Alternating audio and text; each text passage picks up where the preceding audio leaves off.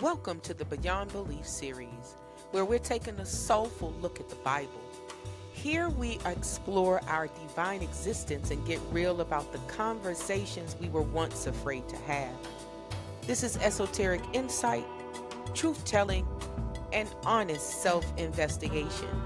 We're sharing how old fear-based stories have sparked an empowered shift in our awareness. It's going to be fun, y'all. It's live. It's safe to be here because we are definitely going beyond belief. You can find us live on YouTube Sundays at 6:30 p.m. Eastern Standard Time and streaming on Spotify, Apple Podcasts, and iHeartRadio. Be sure to follow the show, subscribe to the channel, and join the conversation. Leave us a kind rating or a comment if this speaks to your soul. All right, family, let's get into it. Welcome to the show.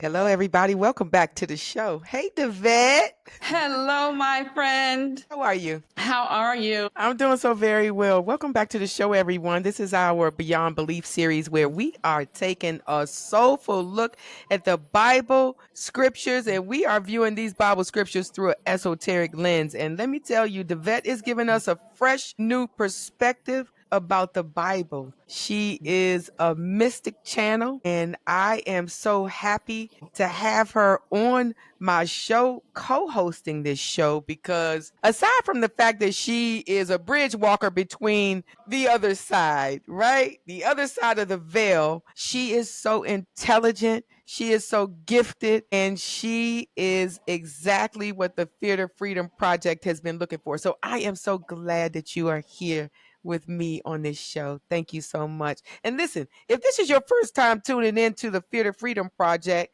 like and subscribe to the channel. This is an amazing channel, Hey, Deb. and it helps to push the content out. This is an So informative, forward-thinking channel, and but I hope that we you would can hear love me. for you Thank to you. subscribe. And if you are a returning champion, thank you so much for coming to the channel. We love you and thank you for your support. So we've been having a lot of conversation about the Bible. You know, I don't know how that's actually just all of a sudden coming up, but people are having conversations with me about the Bible. Welcome back. Welcome back. Thank you And so much. And so this is, Da'vette gives us a fresh new perspective about the Bible, not how we were taught to view the Bible, but we are looking at it from an esoteric lens. And because Da'vette is an expert in her own right in this area as a mystic channel, I just thought it would be great for her to come and share this. And so right now we've shifted into this divine frequency conversation that Yes. we're having, and we are using the Divine Frequency book by Abiola Abrams. This is a beautiful, beautiful book. It is talking about all of the laws that govern the universe, govern how things are happening in the universe. And Yes. so go out and get this book. It's a great book. And Da'vette ties everything in. And, I love you. I'm so glad that you are here to help us with this. So welcome, welcome, welcome back. Well, thank you for having me Yeah. back. Yes, I am so excited about tonight because okay, let's recap from last week, which was the Law of Mentalism. We were talking about the Law of Mentalism. Mhm. Yes, Yeah. we were talking about that. Yeah. So you recap it. And so, here, if we're looking at that esoterically, we understand that is straight. What a man thinketh, so is he. Or what a man thinketh in his heart, so is he. Which is just just shows you that law working in action. What happens internally happens externally. And so that's what that law shows us. Now, while that law is very important, is that it helps us to harness the power in which we have. That's what that law helps to do, empower us to now look at our words and shape them differently, be conscious of our feelings, be consciously aware of what we are allowing to kind of show up in our lives, notice those patterns. That is exactly what that law in action is, the law of mentalism. what happens on the internal is going to show up on your external. And so tonight, what the law that we go into just is a building block and foundation right up under it. If you have mentalism, and if you can believe that what I think is affecting what I am experiencing, well, then the law of correspondence makes perfect sense as well, which is also the mirror law. That's what I call it. It's the soul's mirror. Yes, absolutely. This draws from the Hermetic philosophy: as above, so below. Absolutely. As within, so without. Yes. And so Abiola is really teaching that our external world, exactly what you just said, is a reflection of our internal state. So what we believe about ourselves, the wounds that we carry from our traumas and our childhood, the value system that you have put in place for yourself, the thoughts that you have are constantly shaping what you see and what you experience in life. Is that it? Absolutely. And even as a behaviorist, we understood just here out in the external world how much that affects a child, that how much that plays a role in a child growing up, that 0 through 7, that your mind is malleable. It's like a sponge. It is sponging up everything. And that's good, bad, and indifferent. It is just what it is. Yeah. And so we see it, when you look at it from the steps and stages of a child's life, that some of those limiting beliefs that our parents passed on to us, unbeknownst to them, because it was passed on to them. Those patterns of behavior shows up in our experience. They may look different, same play, different cast. And so then we began to open up and began to know ourselves. We understand the soul's mirror, that what is happening on the inside is showing up on the outside, and the outside is just telling me what I need to look at on the inside, and what things I am agreeing to continue and what things I am divorcing myself from. Yes, that's very important. So I was having conversations with some friends about this exact thing, and a lot of times we get frustrated with our lives and we think that we need to change a relationship, that we need to change a job, that changing or chasing new relationships, or even moving. I remember moving from the United States to Panama, and that to me was going to solve a problem for me. However, when I got over there, my ancestors had something different for me to learn. So I no longer am looking outside of myself in order to have the internal peace that I've been searching for. I don't look outside of myself. Cannot get that peace in Panama if I don't have it already within. Right.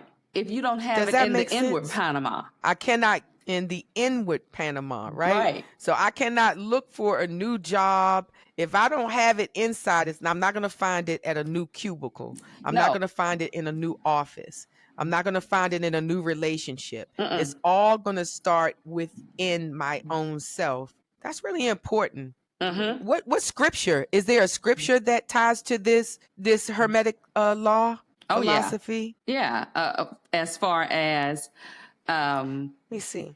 What are you asking?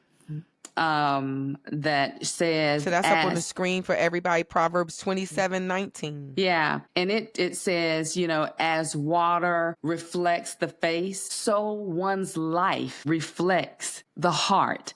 And what is the heart? That's the sacred place within, the internal, the absolutely core of who we are, that is connected to the all that is. And so when you see yourself or feel yourself to be out of alignment, you don't feel as powerful, but when you get into that alignment, that place of oneness, man, you understand that, hey, I'm going to guide I'm going to guard my words because my words are talking about, are connected to my feelings, and my feelings are feeling this way. And I want to make sure that they're both in alignment because I am working on something. I am producing something. I am walking into my nowness manifestation because nothing is external. Everything is right now. And that is what Everything that scripture yeah. is talking about. There's other scriptures that also reflect that. Matthews 6:10. I just want you don't have to go there, but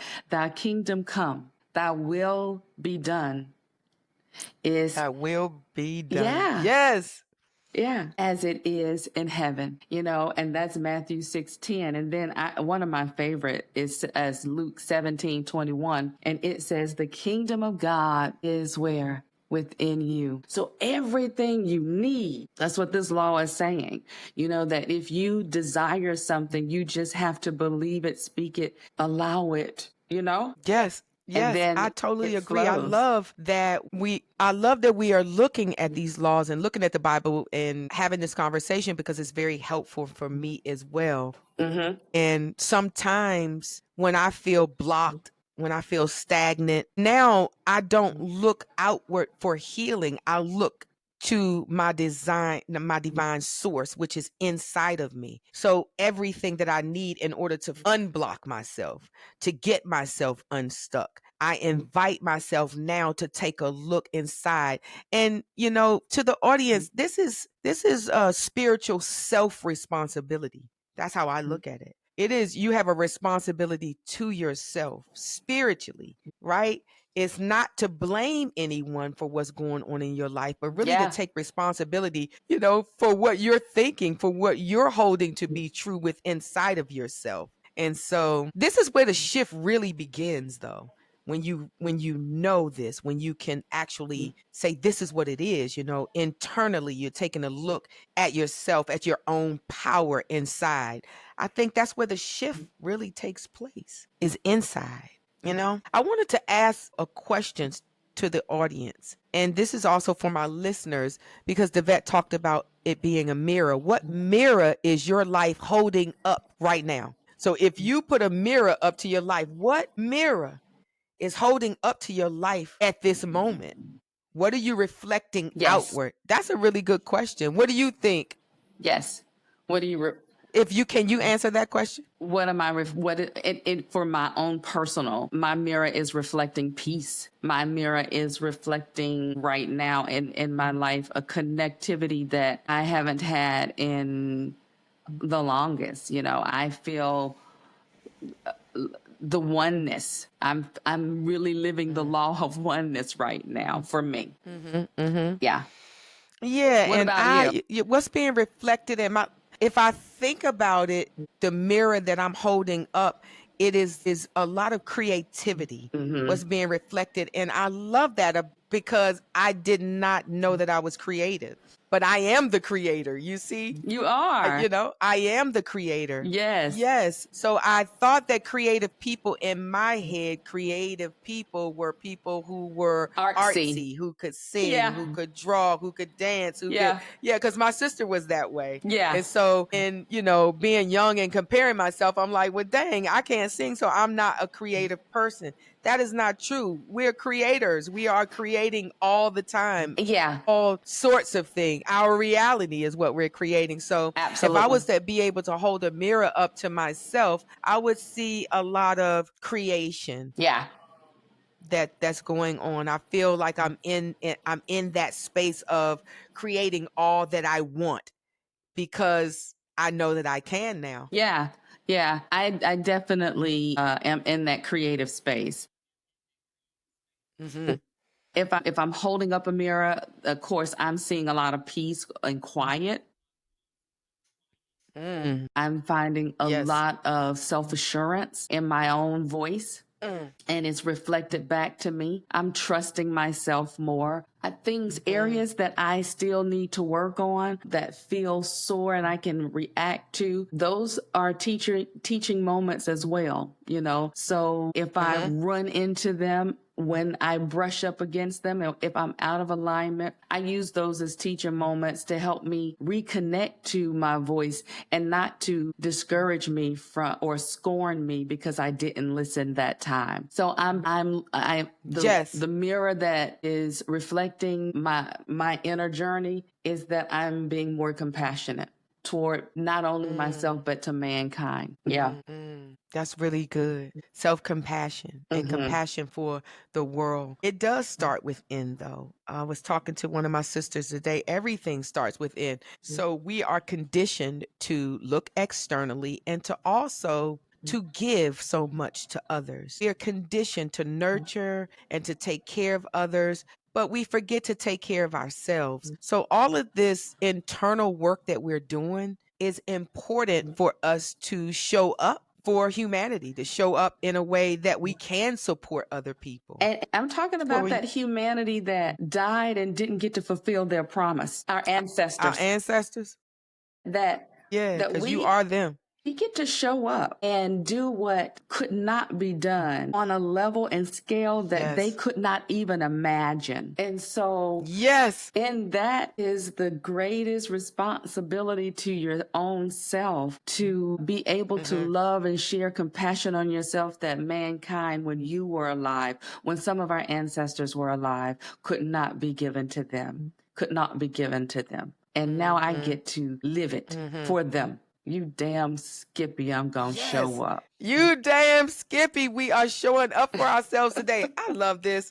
We are showing up for ourselves. Yes, it's so true. I really appreciate you going there because a lot of times, you know, my guides reminded me of that. They remind me of that, but it was really heavy in the beginning. Like, your ancestors could not, so that you can. Yes. And when you can, you are healing lineage. You are healing your lineage, and you are doing something that they dreamt of. They dreamt of you. And some of them were their dreams were so small that we have outlived their own dreams. I mean, some of their dreams we can't even imagine, but some we can, and we get to live beside brothers and sisters that doesn't look like us, and we get to work at jobs that, you know, not to give homage for small things, but yes, to give homage for small things and for victories that people laid their lives down for. So yeah. Yes. Get up every day and want to do the work on yourself. Yes. It's important that we clean up generational patterns. Yes. It's important that we get to see the soul's mirror and live under the law of correspondence. Whether you believe it or not, you are causing your own world, you know? Yes. You are your own world. You are your own universe, and you're causing everything. Everything that's happening within your own universe is happening internally. It's coming in from internal. Absolutely. It is all within you. And so I like that we have this conversation to Da'vette, because it takes us out of our victimship. You cannot say that you are a victim. You are responsible for what is being created externally. Listen. And so, like I said, that's spiritual self-responsibility. Yes. I am the effect. I'm not the cause. I'm the effect. I cause the cause. You know what I'm saying? I cause the cause. I cause the cause. It is me. Yes. I used to tell teachers when I would walk out of their classroom, listen, don't let the discipline walk out with me. If you did the work, take some ownership. Because every time I come in this classroom, they're going to do what I say. That's just point blank. You saw it. Well, yeah, I did see it. You certifiable. And so, that's exactly why I was so glad when you showed up. You got to take ownership of your own life like that. You have to take ownership of your own soul's journey like that. This is our responsibility. And once the awakening happens, you cannot unring the bell. You can't. You cannot. Once you ring that bell is rung. You cannot unring it. And that's the truth. No, you can't. That's the truth. I can't unknow what I know. I can't. There's no way that I'm strong as crap. Back to thinking I cannot. Small. Yes. Girl, yes. Yes. You can't unpower yourself. I can't. You can't. I'm built Bama tough, baby. I'm built tough. Yes, we are built for this. I'm built for my life. We are built for this life, and we actually chose this life to come here. So that has settled in. I resisted that fact for a long time. I was beating up and fighting God, and like, I didn't choose to come here. I don't want to be here. And calling me I every have 20 done minutes. That, so every 20 minutes, like, why would you say I chose this? Tell me what you know. Oh my gosh, you are so funny, because yes, it's the truth. It is the truth. If anybody's watching us, I have called her to say, I don't believe that. I wouldn't choose this life. Why would I choose hurtful, painful things? Why would I do this? Why?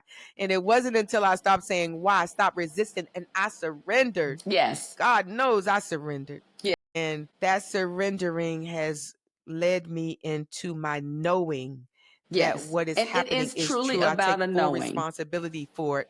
It's about a knowing. That's why we're calling this is a beyond belief series. You see, we are going beyond believing. Yes. We are in the know. Yes. You know how you say, I want to be in the know? In the know. Yeah. Subscribe to the Fear to Freedom Project. Yes, this is where you're going to be in the know, truthfully in the know. Absolutely. This is where fear ends and freedom begins here. This is where your freedom begins, because your soul is awakening. Your soul is awakening. There's a shift in the atmosphere, and there are souls that are awakening to this path.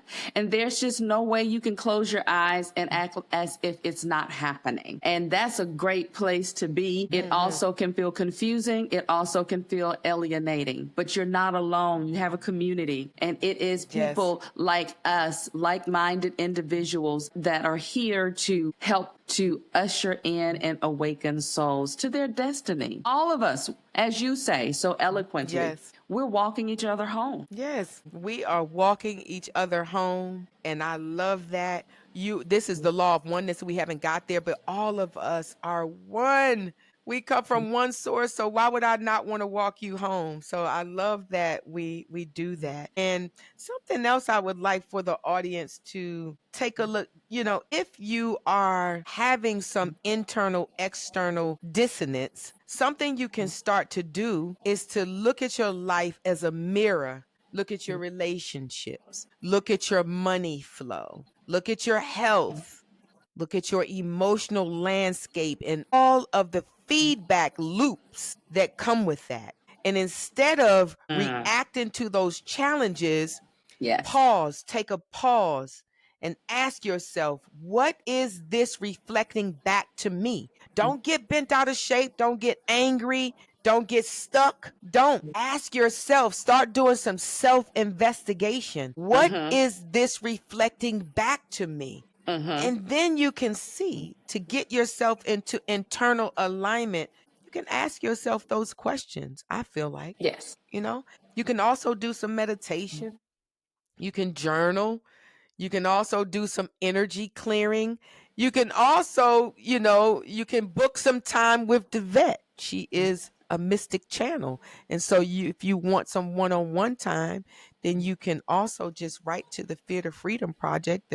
The email is in the show notes, and you can book some quality personal time with a mystic channel that can help you get back into alignment, to rewrite what your external world echoes. Remember, small internal shifts can lead to radical outer changes, guys. Just making those small shifts, that can bring in a huge awareness to you. I want to ask the question also, which belief are you running in the background? You know how some things are running, like in your computer, there's a program that's always running. You may not see it, but it's running. What belief are you running that's showing up for you externally? You see, because if there's a program running in the background, that's going to show up externally for you. So ask yourself, what do I believe to be true that's running that's showing up in my life externally? I was just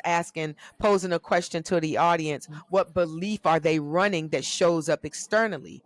So invite yourself to kind of pinpoint the patterns.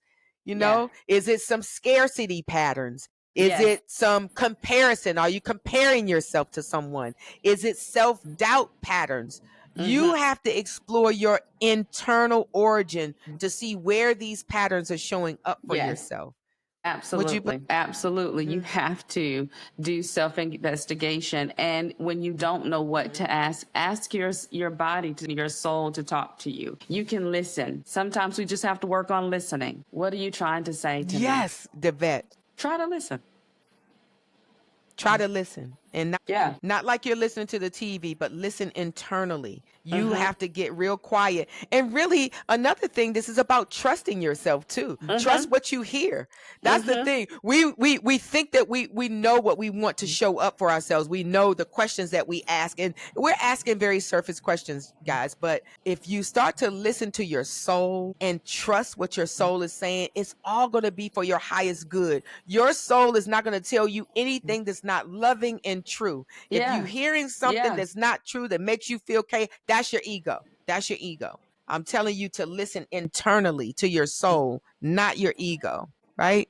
So I want to say to the audience, if your life feels stuck right now, don't just rearrange the furniture. Check the blueprint. Your outer world isn't working against you, it is working with you and totally for you and through you, reflecting exactly where your soul is calling for a shift. That's really the genius in the law of correspondence. It really is. Taking a look at checking the blueprint of your life. And so when your outer world or when your internal world is reflecting your outer world, then you know what's kind of going on within your soul and how your soul is calling for this big shift to happen. So we are drawing to a close anyway. This is our time.